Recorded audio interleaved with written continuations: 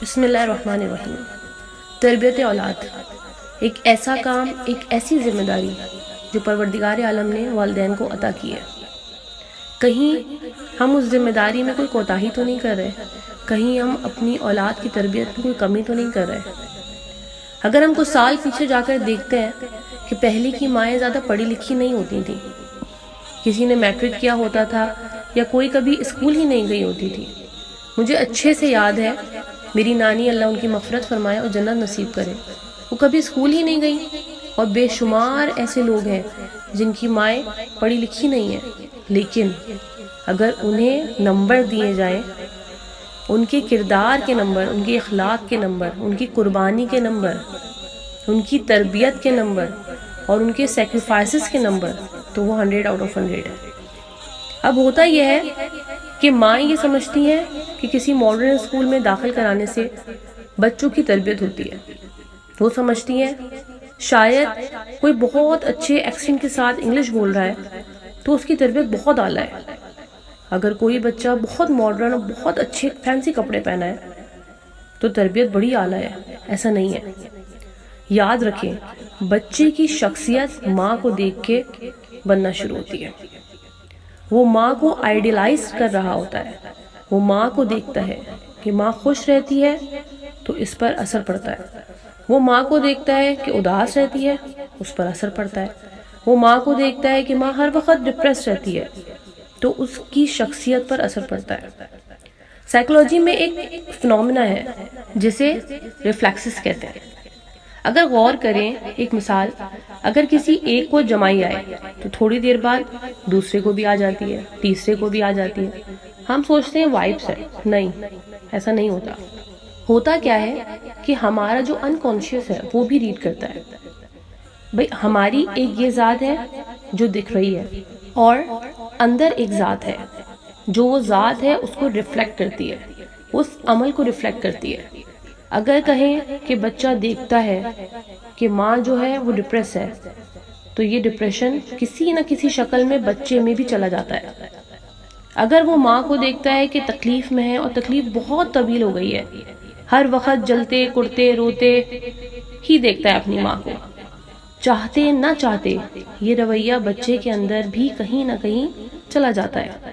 اسی لیے یاد رکھیں، اگر دیکھیں تو نارمل فیملیز کے بچوں کی پرسنالٹی میں اور جو بروکن فیملیز ہوتی ہیں ان کے بچوں کی پرسنالٹی میں کافی فرق ہوتا ہے۔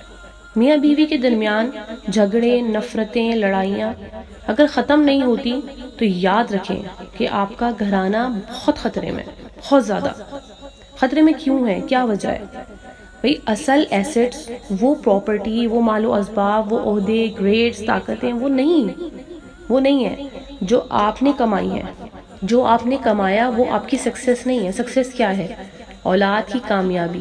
اگر آپ کی اولاد ناکام ہے تو آپ سے زیادہ ناکام کوئی شخص ہی نہیں ہے۔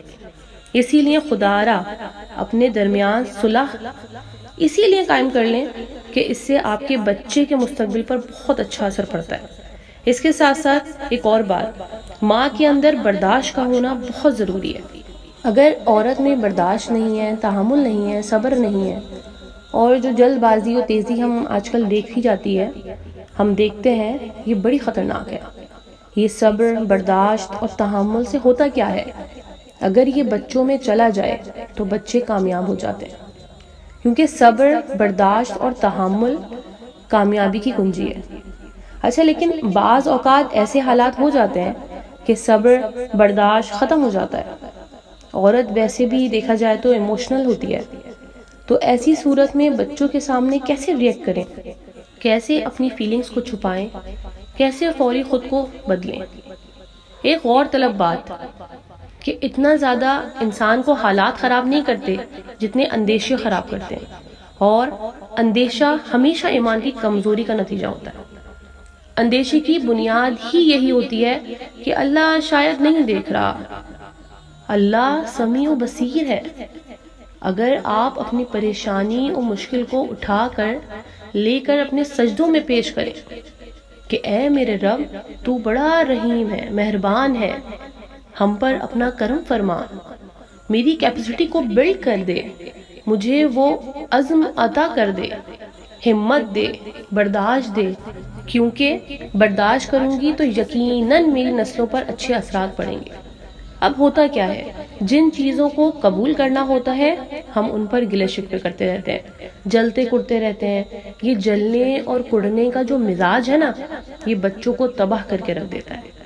اسی طرح آج کل ایک اور بگاڑ پیدا ہو رہا ہے، وہ کیا کہ مائیں کیا کرتی ہیں کہ جب وہ فارغ ٹائم میں بیٹھی ہوئی ہوتی ہیں تو وہ اپنی جٹھانی کی، نند کی، ساس کی برائیاں کرنے میں مصروف ہوتی ہیں۔ اس نے یہ کر دیا، اس نے وہ کر دیا۔ زیادہ تر ایسی مائیں ہیں جو فون کر کے گھر پر بتا رہی ہوتی ہیں کہ امی آج میرے ساتھ یہ ہو گیا، آج وہ ہو گیا۔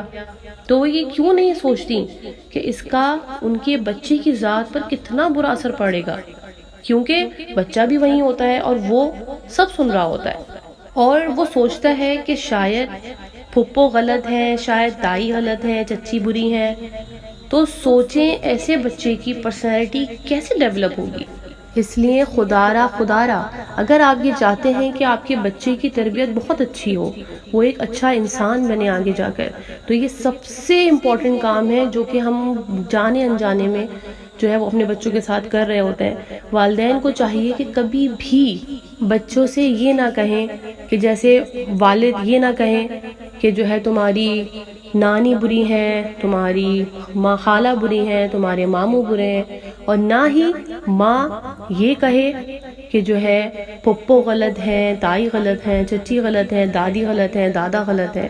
نہیں، اس سے ہوتا کیا ہے، آپ تو وہ وقتی باتیں کر رہے ہوتے ہیں، پر آپ یہ نہیں سوچ رہے ہوتے کہ اس کا اثر اس کے بچے کی اندر کتنا سرایت کر رہا ہے۔ وہ نسل در نسل یہ دراڑیں بڑھتی چلی جاتی ہیں، اور آخرکار ہوتا کیا ہے جو ہمیں معاشرے میں نظر آ رہا ہے، دوریاں، قطع رحمی، یہ سب چل رہا ہوتا ہے۔ نہج البلاغہ کا بہت خوبصورت جملہ اور اس کا مفہوم میں پیش کروں گی کہ مولا علی علیہ السلام فرماتے ہیں، جو شخصیت اور کردار میں کمزور ہے وہ غیبت زیادہ کرتا ہے، یعنی غیبت کا تعلق آپ کے کردار کی کمزوری سے ہے۔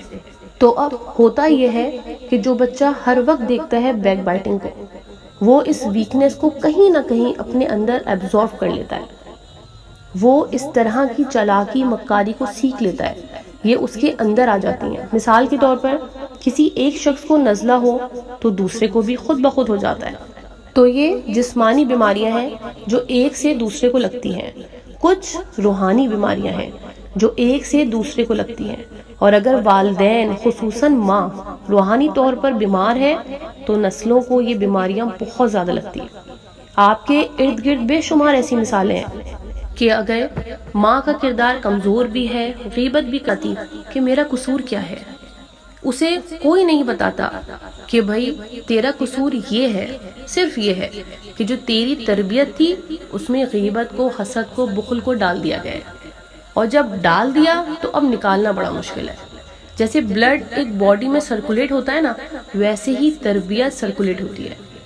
ایک بنی بنائی چیز کو ڈیکوڈ کرنا بڑا مشکل ہے کہ کچھ ڈالیں اور کچھ نکالیں۔ اب یہ نکالنا اتنا مشکل کام ہے کہ دنیا کا کوئی بندہ اپنی غلطی ماننے کو تیار نہیں ہوتا، کوئی اپنی غلطی تسلیم نہیں کرنا چاہتا، بلکہ اپنی غلطی دوسروں پر ڈالتا ہے۔